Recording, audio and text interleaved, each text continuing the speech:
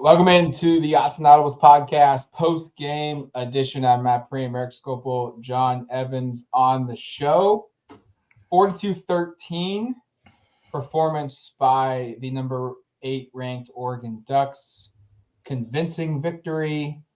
And quite honestly, guys, everything we kind of said we wanted to see, maybe we kind of expected to see in our preview show, kind of played out. Like, this was a game in which Dante Moore was beyond very good. He was record setting, 27 of 30 for 306 passing yards, 2 touchdowns, a new program record, 90% completion percentage. That's like 90% in general is pretty insane. Usually you see it when it's like 18 out of 20 or something of that nature, a really low number of attempts, 30 attempts, and he came out midway through the fourth quarter. QB rating of 197.7. Oregon averages over 8 yards a play. Kenyon Sadiq had a career day in receiving yards and receptions. Jamari Johnson, again, third straight game with 4 catches in this one. We'd be talking a lot about Jamari Johnson if it wasn't for Kenyon Sadiq returning from injury and having the type of game he had. Overall, just everything we were hoping to see offensively. And then defensively, we had Ryan Burns on, and he was very adamant, like, this team is not good offensively, and that's exactly what played out on Friday night. I think it's impossible not to start just about Dante Moore. Like, that's the story of the game. We talked about it. It was important, we thought, getting into the stretch run, these final 2 games, to see the pass offense find its footing again. Boy, did they. As Matt said, surpasses Marcus Mariota against USC back in 2012 for the most accurate passing day in school history. A day where not only does he complete, like Matt saying, a high volume, but for over 10 yards per attempt. Like, this is a not only high volume, but also like a high degree of difficulty pushing the ball down the field day. And he does it without 2 of his top receivers. And I think the cool thing for this was there have been so many questions about what's wrong with the passing offense. And I don't want to say it's completely fixed. I will see how it looks the next couple of games. But you could tell just the relief from Dante post-game in a couple questions that were asked, one by me, about just like, hey, it was really fun playing in a clear day of weather without the rain, because this is what we can do. And it was just kind of that reminder of this is what this offense can be. And actually, something I saw over on ESPN kind of illustrates, I think, what the narrative has been, both maybe locally but also nationally, where I think on Tuesday or Wednesday this week, I saw ESPN's rankings of the top quarterbacks in college football. And they had Dante Moore at 17th. He had been number 5 in their most recent ranking. I don't know the time jump in terms of like if it was something they're doing weekly, something they've done once a month. Either way, the sense from that story was that he'd kind of regressed, or he wasn't playing like one of the top guys. This is a reminder. This is one of the top guys. I mean, this was about as picture perfect as that could be. We should note he was doing it with a visor on, which impacted his vision. He even said, like, the throw to Kenyon where Kenyon has to make that full extension catch was in part because he just didn't quite have the right depth perception on the throw downfield, and that was something he kind of had to figure out as the game went on. But boy, did he ends up completing three different instances in this game where he has more than 5 consecutive completions. At one point, he completed 12 straight passes. Just an absolute clinic. Really impressive day from the pass catchers. And John, like, probably the last thing I'll say, and you can maybe pick it up from here, huge tight end usage. Like 16 receptions, I think, for like almost 180 yards and a touchdown from them. And then also some really high degree of difficulty grabs. Like, Dante completes 90% of his passes, but it very easily could have been mid 70s, high 70s. Not that that's bad, if not for some really impressive grabs by tight ends, but also some receivers. Yeah, the degree of difficulty on some of those catches. Jeremiah McClellan, you mentioned Sadiq laying out on that one. A couple of these guys, really did help out Dante. But I just think to the discussion that we had on that preview pod when we talked about the over 250 prop for Dante for this game, and this being an opportunity to kind of get that confidence back for him and get that kind of mentality, get right game as you head towards this final stretch of the season. And then teams in Washington and USC who are going to have an opportunity to attack through the air. This was exactly that game you were looking for in every way. I mean, a career day, obviously, for Dante Moore, but like you said, making throws. I mean, early on, even hitting Malik Benson on a hole shot. That was a throw that we thought maybe could have been a touchdown if you put it a little more on the money, but he was aggressive from the get-go and didn't really let up throughout the night, and Minnesota's defense had no answers for him. Real quick, I want to read you guys some things that PJ Fleck said about this game afterwards. I'm not taking away, sorry, here it is, real quick.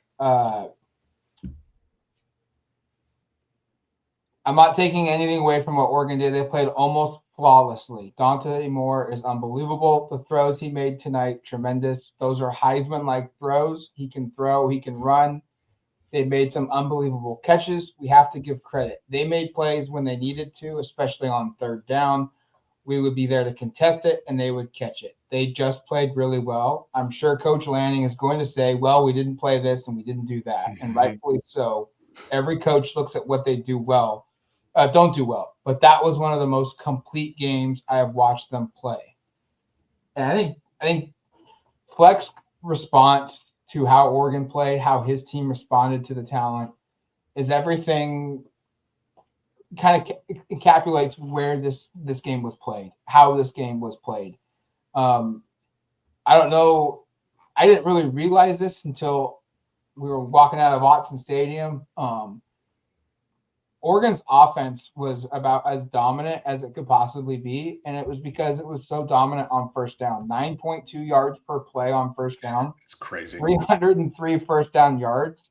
10 first downs on first down, and they averaged almost 8 yards per carry on first down alone. When you're averaging almost or literally just over 9 yards per carry, you're not going to see a ton of third downs. Mm-hmm. And yeah, Oregon only had 9 of them. They converted 6 of them. They were 5 for 5 on passing plays for those third down situations. They were straight up dominant on first down. And that explains why they scored touchdowns on 5 of their first 6 possessions of this game. Yeah, it was exactly what we'd been wanting to see, and it was from the jump. And I'm pretty sure this is correct. I haven't gone through all the game logs, but in my head I was thinking through it. I think this is the first time in Big Ten play all year they've scored on their first drive of the game, and it was a chunk play drive. Like John mentioned it, there was the deep shot to Benson, and I totally agree. If that's a little bit better ball, like that first drive, there were a couple moments where, and I saw this on social media a little bit, that the accuracy wasn't quite perfect. I touched on the Sadiq one, but I agree that Benson had his guy. He left his guy in the dust. The safety didn't get over quick enough. If that ball is placed a little better, it's like a 70-yard touchdown. It's still a 42-yard completion, and they end up scoring like 4 plays later. So not a huge deal, but I just thought that drive was really indicative of this entire game, where Oregon just found, like Matt said, a ton of success on first down, success throwing the ball whenever it needed to. I'm super impressed by this performance when when the availability report comes out, and even Matt Zenitz from CBS 24/7 has a report before that of DeCorian Moore's not playing, Gary Bryant's not playing. Yeah. These are their 2 top leading receivers in terms of receptions on the season. DeCorian, obviously the number 1 leader in yards as well. To not have those 2 guys and to have a performance like this in the contested catches and the ability to stretch the field, I'm going to be curious on the snap counts tomorrow, because it felt like to me, like Malik Benson and Jeremiah McClellan rarely left the field, almost at all. Justice Lowe was kind of subbed in here and there for specific routes. Like I turned to John at one point and was like, I guess that's the Justice Lowe route, because he came out, ran a route, caught the pass for like 8 yards, and then checked back out.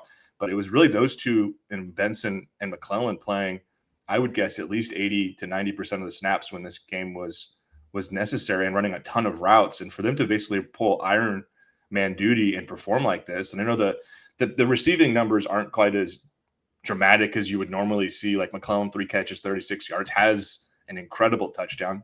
And the thing we need to talk about as well is just how many weird touchdowns or almost touchdowns were scored in this game by Oregon, because like half of them were just kind of funky. Yeah, and then Malik Benson 2 for 51, Justice Little 2 for 22, Cooper Perry 2 for -7. But just not a ton of total production there. But the production that had was important, and the fact that they just were able to play Ironman football stands out. And I guess I'll just toss this one to you, John. Of what was your favorite weird touchdown Oregon scored or almost scored? Was it McClellan's toe barely dragging in the end zone? We were all, I know, Matt, I heard you be like, no, that's not a touchdown. And I was like, I don't think so either. And then you watch the replay and you're like, I guess maybe it is. Pretty ridiculous catch. It's super crazy. Kenyon Sadiq being down because his helmet hits the turf at like 3-yard line. He said he didn't know that was a rule afterwards. To be honest, until apparently they told him. I don't know if I totally knew that was a rule. It makes sense that the head probably shouldn't. You should be able to do like a headstand. How many often does that ever happen in college football where a guy is his body's not touching the ground, but his head is? I've never seen it. And then of course the Noah Whittington, and this would probably be my vote, where it's one of the great touchdowns I've seen from an Oregon running back, where he just churns through like 7 arm tackles for a touchdown. Then like, unlike the Boise State touchdown that he didn't score, this time it's not even like him trying to drop it prematurely. It was like a lack of focus as he crosses the goal line, and then he recovers in the end zone, so it does stand. There's just those 3 are just bizarre plays to see over the course of a season, but they all happened within like, I don't know, an hour of real time, and it just felt like, wow, this is just a wacky game. A lot of bounces went Oregon's way. Yeah, that Whittington touchdown, the Oregon tagged Marshawn Lynch on the Twitter post. So me who grew up, like one of my first football memories is the Beast Quick. So that I was a little bit partial to that one. It looked a little bit like the running I saw from about 2010 to 2015 when I was growing up. But yeah, that run incredible from Whittington, just the effort on it, and then like he looked like he was stopped for 5. The offensive line starts to give him a push. He somehow picks up a first down, and then Minnesota was so busy trying to rip the ball out. It looked like that no one ever decided to tackle Whittington's legs, which probably would have helped. But then the other one too, the touchdown to Sadiq at the end of the first half, I thought it was a fun little play call. They went 3 tight ends on the field, an extra offensive tackle, no receivers, and then still spread things out and threw a corner route to your super athletic tight end. So that's just, they talked about the things that they were able to do throughout this game and they've done throughout the season, because you have guys in Sadiq and Jamari Johnson you could line up in different places. And that was just a cool spot where you can see, not a lot of tight ends can run a corner route like that and make that type of catch in the back of the end zone. We've spent so much time on Dante Moore, and as we should. Yeah, it almost overlooks how dominant the offensive line was. Mm-hmm. And they made some changes there up front, swapping Manuel Pregnon and Dave Iuli. They just same positions, they just flipped. We also saw Noah Whittington for 8 carries for 72 yards and a touchdown. Jordan Davison, 57 yards, 2 touchdowns. Didn't play in the second half though. I think he played 1 snap and then left and then come back. Yeah, he had like a 3-yard carry. We saw him go out. He was getting worked on by a trainer at one point, but didn't come back in. Was just hanging out behind Rashad Samples the rest of the game. Probably. I mean, just fully unassuming here. Probably to play if needed. Score probably dictated that a little bit. But here's a stat for you guys. He's the 9th player in Big Ten football history to be a freshman and rush for 12 plus touchdowns in the last 30 years. Look at these names that. Oh, it's crazy. I saw this earlier. Awesome. Maurice Claret, Tyrell Sutton, PJ Hill, Trayvon Henderson, James White, Jonathan Taylor, Braylon Allen, and Nicholas Singleton. A lot of those guys made it to the NFL or are still currently in the NFL. Some of them are some of the best players to ever go through college football. Not saying that Jordan Davidson's on that path, but he's doing something that very few have done before him, and he's got 2 more regular season games to tack on some more scores, plus whatever comes postseason wise. And the other thing to track here, and I'm just pulling this up so I got the number right, is that the Oregon school record for rushing touchdowns as a true freshman is Royce Freeman back in 2014. Do you guys remember the number? 19? It was 18. It's 18, yeah. That's a huge number, and it's like not totally unattainable. Oregon's probably going to have to play pretty far into the postseason to do it. I would imagine, he could score 2 touchdowns every game, and they'll do it in 3. But the fact that that's like not out of the realm of possibility, that's a crazy freshman season. I'd also be curious to know how many carries Freeman had. It had to have been over 200. Of course, I closed that. Well, the tab. touchdown rate per carry for Davidson's got to be insane. Yeah. Okay. Royce Freeman, 252 carries that year, which is a massive number. What does Jordan have now? Probably like 3 times as many as Jordan Davidson. I think Jordan was at 44 carries coming into this game or something. I was looking at it. He and all 3 of those guys had less than 60. I know that. 59. 59 right now. Coming into the game. Yeah. Okay. Still, he's probably going to have around 100 carries at most. Probably not even that to end the season, and he's going to be in that realm for a guy who had 250. That says a lot. Yeah, I mean, and remember, it wasn't like, oh well, Royce Freeman just was the bell cow, and that's why he got all the work. No, he shared that role with Thomas Tyner, and I'm pretty sure Kenway Benoit, I can't remember his name. Was he the third back on the team? Like that team. Kenway Benoit. Yeah, he was. Because they moved. That was the year they moved Byron Marshall out to receiver, and he'd had 1,000-yard year like the year before, the 2 years before, something like that. So I came across that the other day when I was digging through things on College Football Reference. I was like, that's interesting. It's interesting. Byron Marshall. Go back and watch the USC football game with Yeah. Oregon, which the reason we reference that is because that's the last time a quarterback had the record for the highest completion percentage in program history. That was Marcus Mariota at 87% in 2012.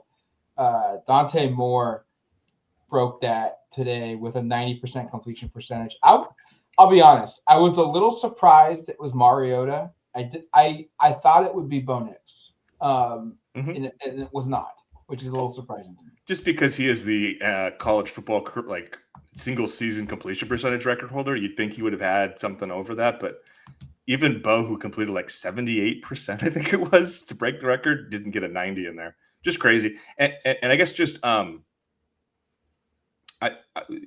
of the reasons we were hoping or were maybe expecting them to have a little bit more pass success is that going into the stretch run here these last 2 weeks against USC, against Washington, a little more high-profile offenses, certainly offenses that are more capable than what we saw from Minnesota, which is an offense that's near the very bottom of the Big Ten.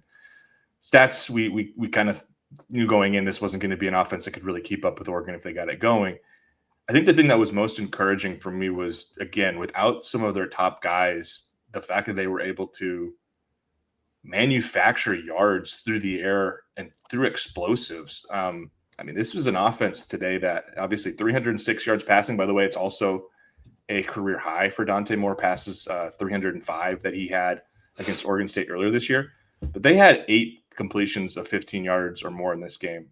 That's a significant total in a game where you're out without DeCorian Moore, who's been clearly one of your big play threats. You're without Gary Bryant, somebody who's been able to get you some of those as well.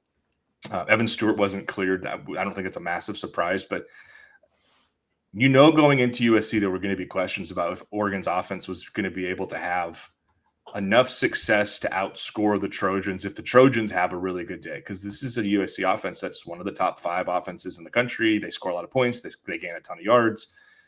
Could be a shootout. I think Oregon's defense is too good enough for them to be a true shootout. I think I'd be surprised if USC scored probably more than 24 points against Oregon next week. We'll see. We'll kind of get into that later.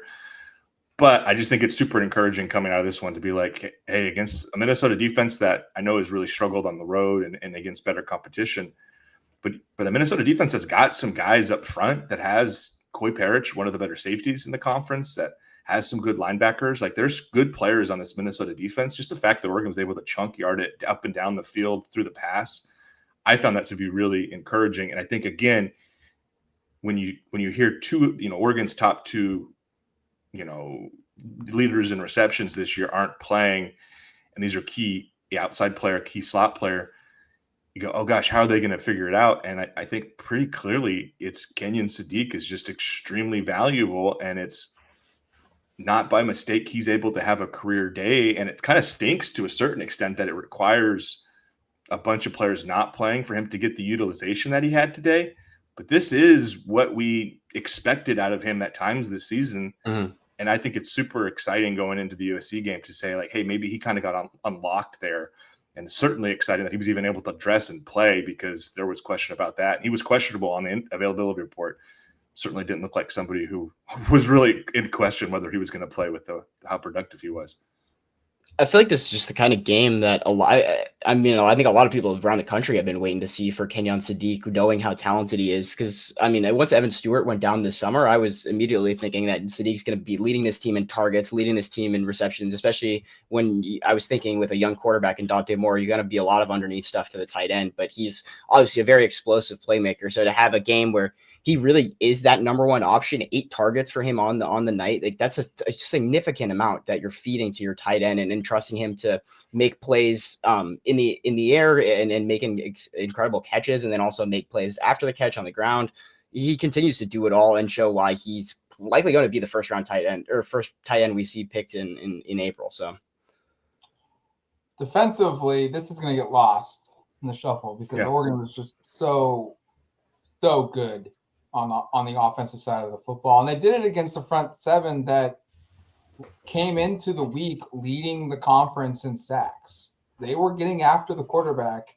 And so naturally, we're going to spend a lot of time, and we should spend a lot of time on what the offense did. But defensively, this was everything we kind of were told to expect, and it played out that way. 200 total yards, 62 total rushing yards. They had 13 first downs total on the night, averaging less than 4 yards per carry, averaging less than 8 yards per completion, or 3.5 yards per play, 2.6 yards per rush. They did score both times they got into the red zone, but nonetheless, this was straight up just an ass kicking by Oregon's defense. I mean, Drake Lindsey had 0 opportunity to throw the football deep. Their only opportunity really to try and convert a passing play deep down the field was a quick snap and then just a moon ball to throw it high enough to try and let his guys get underneath it to make a play. And sometimes it worked. You know, they did have a couple guys, Jalen Smith, their big play receiver, he had a long of a 26. Darius Taylor had a long of a 17. But they didn't have a ton of explosive plays in this game. And quite simply because they didn't have time to protect. Oregon's front seven was just really impressive in the kind of pressure they were able to generate. And I think if we're honest, a lot of Minnesota's best offense was Oregon mistake related or penalty on Oregon related, right? The first scoring drive comes on the heels of a play call we haven't talked about because there's so many positives on offense. I don't know if I love the idea of having a true freshman receiver try to hook and ladder it to a true freshman running back on a 3rd and 17. Thought that was kind of questionable. I know the design was probably sound and it may have worked with better execution. It just felt like a questionable decision. And of course, that's the worst possible outcome on a screen pass, by the way. Like Oregon fans hate screens to begin with. One of my cousin actually texted me this morning and goes, I can't wait to watch Oregon throw a bunch of screen passes tonight. That's kind of tongue-in-cheek text I got. And of course, that was the worst possible outcome on the screen pass. It's a turnover. But that set them up in plus field position. They gained like 14 yards, kick a long field goal. Of course, the opposition always seems to hit career long field goals. That was also the case for Minnesota's kicker. And then the second field goal comes on the heels of 2 defensive pass interference calls, I think one of which was pretty questionable. I didn't understand Dylan Thieneman being flagged. It looked like he arrived right on time. I know there was a little contact maybe at the top of the route between he and the receiver, and Jaden Kennedy, but that one was a little bit iffy. But that was really how they were moving the football with the most success until the third quarter of their first drive. And that was an impressive drive by Minnesota. They converted 4 third downs, including one for the touchdown to score it. But Oregon's defense, again, Matt's right. Like, we're going to spend a lot of time talking about the offense. I think that's fair. I think you almost just take for granted how good this defense is. A 200-yard performance against a team that's bowl eligible. That, again, no one's going to say this is a great offense, but that has had some success against different opponents this season. Like, don't overlook the fact that they were able to do that. I don't think this necessarily translates to the next 2 games. I would be shocked if they hold USC or Washington anywhere near this total. At the same time, you have to feel really good about a lot of what you saw here. And Like there wasn't like a real big coverage bust, which has become kind of like a weekly occurrence. I can't think of one. Maybe John can correct me if there was something he thinks of that was. There was a tight end that got wide open at one point, but Lindsey completely missed him. They missed it, yeah.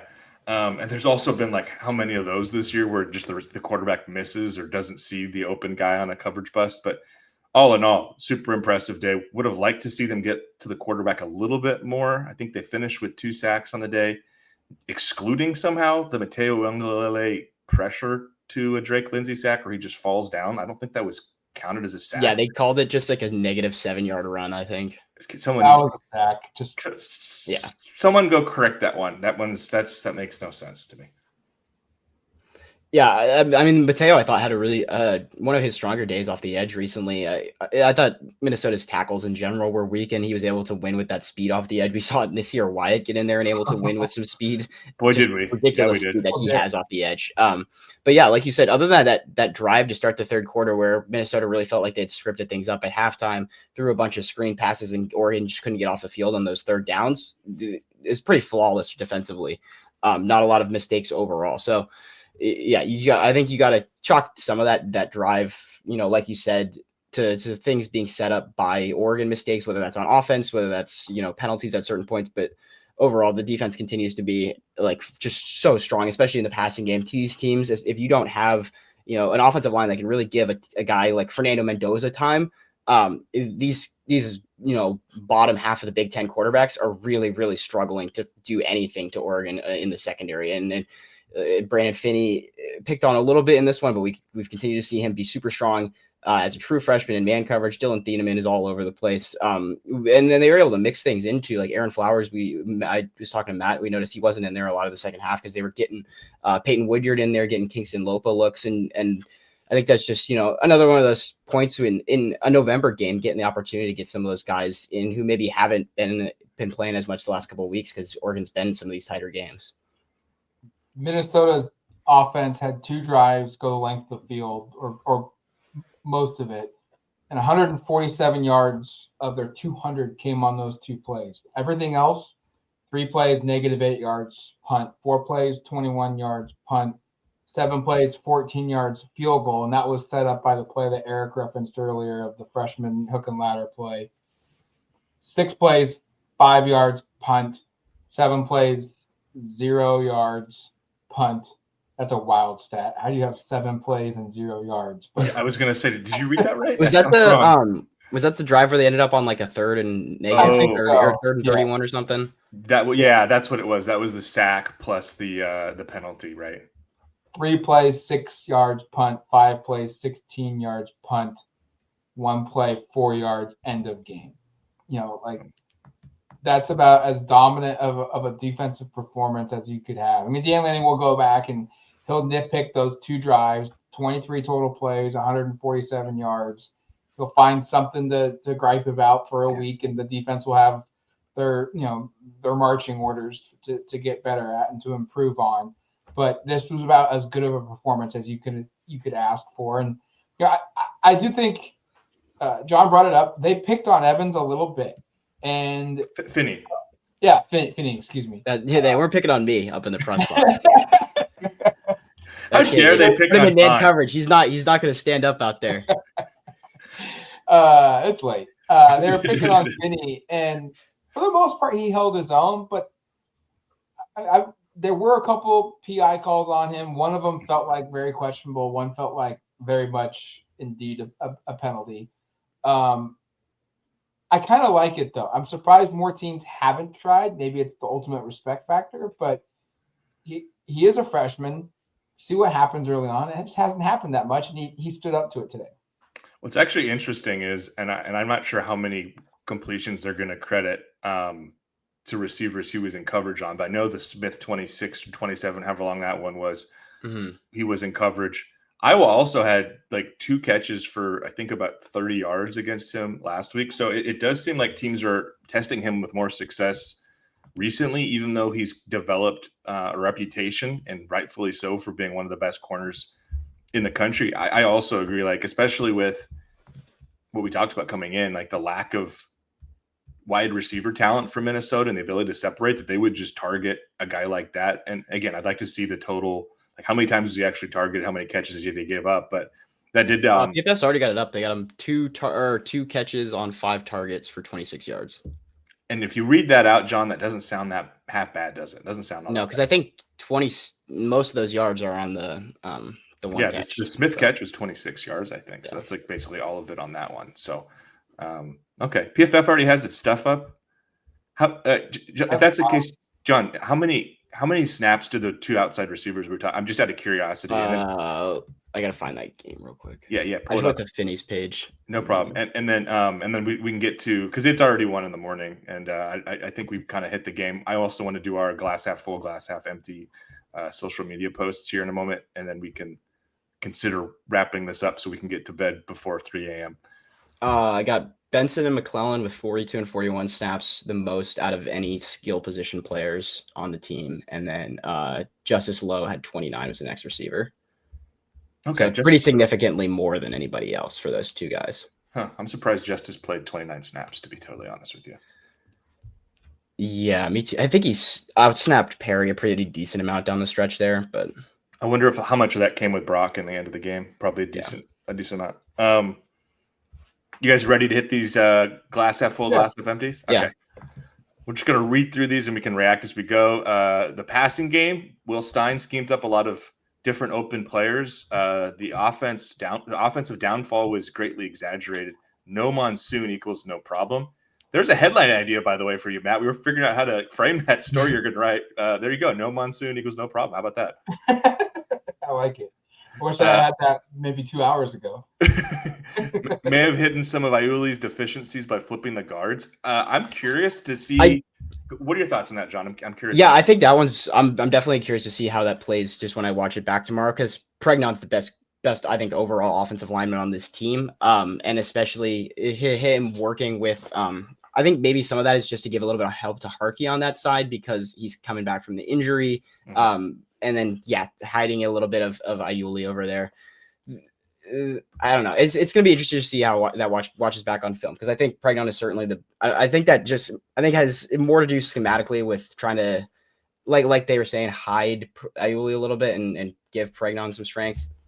Dan didn't want to give us anything on that, but I think there's a little more going on there more than just we're trying to switch guys around.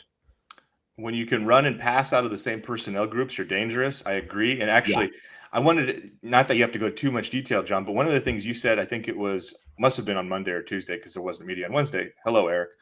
It's late. Was that Oregon made the same mistake?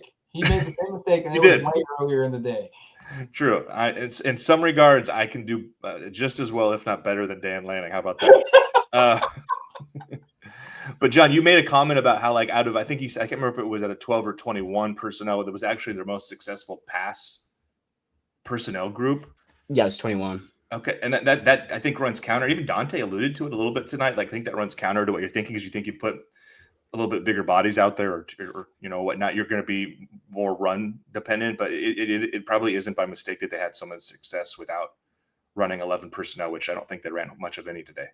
No, this is what my Seahawks have been doing all season with Sam Darnold, is they put tight ends on the field and then just throw the football the entire time. Like, Seahawks aren't actually good at running the ball, despite the fact that they line up in a ton of 12 and stuff with Kubiak on the offensive coordinator now. But because you get these teams to expect you to run the ball, even if you're not going to, it just opens things up, and all of a sudden you got linebackers trying to guard these guys instead of a nickel corner. Dante standing in the pocket, making throws, tight ends stepping up. Absolutely. The tight ends were, like I read early, a lot of production there, and it wasn't just from Kenyon. Jamari had a good day, and I think Saliapaga, that's got to be career highs for him. He barely had any production. First catch. Yeah. He had 2 catches for 25, I think, after they adjusted. Yeah. Initially, the box score had Kyler Casper having a reception, which I think the 3 of us were pretty confused by. Yeah, Kyler Casper definitely did not play. Didn't see him out there. They could use him. They could really use him right now. Dante feels comfortable again, seeing the field, willing to throw it into tight windows. And then the last one, this will be trite and often repeated. Giving up that touchdown drive out of the first half was flat out unacceptable. That is in the wrong section, buddy. This is the glass half fulls. We're about to get to the glass half empties. I don't know if I'm not sure it's quite as bad as that indicates, but that was the only defensive glaring problem, I think, pretty much the whole day, besides a couple of DPIs that led to a field goal. All right, we'll move over. Now we'll move over to the glass half empties, as that was a natural transition, I guess. Only people are gonna have glass half emptied after this game. Matt, you'd be surprised. I'm quite impressed. Only 4 scholarship receivers. Yeah, I guess that's definitely not a great thing. I would like to see them have a little bit more versatility. Like we said earlier, like 3 guys played a ton of snaps that you probably normally wouldn't see play that much. Red zone defense, still allowing too many points once opponents get inside the 20. Fox said is bottom 6 in the country. Yeah, up until I think it was Iowa and the fumble that Finney forced last week, the Ducks had allowed points every single time in the red zone defensively. They also are, I think it was 2nd or 3rd in terms of fewest trips in the red zone. So something they get sorted out, but the defense does such a good job in not allowing them to get there. I think those first half, I think those were pretty good stands within the red zone to just hold those to field goals, especially the second one where it was like they got out of the 10-yard line and really didn't go anywhere once they got in the red zone. 3rd and 17 at midfield. Will Stein runs a triple reverse flea flicker, halfback hook and ladder. Yeah, I'm not going to push back on that at all. I didn't like that call. I don't think many people did. Be curious to get Dan's kind of defense or just his response to that play call on Monday. Might be something we're checking in on. I'll let you ask that question. I mean, to be fair, I think if that works, you get a lot of, oh my gosh, is this the new Detroit Lions offense? Like, because them doing all the Jahmyr Gibbs stuff. I think you would have had a lot of Instagram highlights had it worked, but. Disclaimer, good, solid win, but just nitpicking here. 1, still too many cute plays. The fumble is the obvious one. Shouldn't take 3 seconds to score from. Sorry, it shouldn't take 3 plays to score from the 1. Play big boy football and hand off to a running back. I think the 3 of us kind of agreed as well after the Sadiq full extension grab that they just kind of played with their food and probably could have punched it in. And then the second one, this person here, whose name is Don. UM's first second half drive was frustrating, at least 4 3-down conversions. I don't know if I agree totally on this next one here. There were some moments of it, but Dante's placement on balls is way off sometimes, requiring major adjustments. Benson, Sadiq made major adjustments, and then whatever that end zone throw was with 2 wide open players before Davidson touchdown. Dante said he couldn't, like he had his vision blocked on that play. He had Roger in the back of the end zone. He acknowledged that was a bad one. I wouldn't be complaining too much about Dante Moore coming out of this game, but I know it wasn't picture perfect, so people will gripe. No more bubble screens ever. A couple more people talking about the red zone defense, and then here's the last one. I just don't get the defense during moments this year. It just seems like on 3rd and short and 4th and short, the other teams pick these up far too often. We're nitpicking.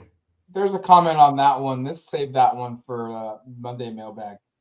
Yeah, we can dive into that one. It's already 1 o'clock. I think it's. Do we have anything else? I think we touched it. I think we got all the things.